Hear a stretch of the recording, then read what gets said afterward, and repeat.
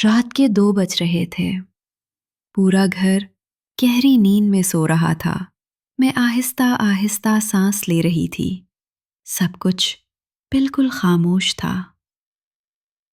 اچانک گھڑی کی ٹک ٹک کے درمیان مجھے لگا جیسے کوئی میرا نام پکار رہا ہو۔ میں ہلکی سی سرگوشی میں بولی، امی؟ کوئی جواب نہیں آیا۔ پھر دھیرے دھیرے قدموں کی آواز سنائی دی، جیسے کوئی میرے کمرے کی طرف آ رہا ہو۔ میں گھبرا کر ہنس دی۔ نہیں، یہ میرا وہم ہوگا۔ لیکن اسی لمحے دروازہ خود بخود چرچراتی ہوئی آواز کے ساتھ آہستہ سے کھل گیا۔ میرا سانس رک گیا۔ پھر بالکل میرے کان کے قریب کسی نے دھیمی آواز میں کہا، لائٹ بند کیوں ہے؟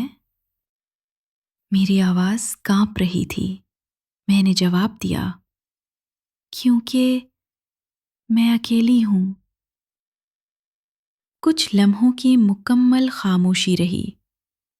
پھر وہی آواز، پہلے سے بھی زیادہ قریب، نہیں، تم اکیلی نہیں ہو۔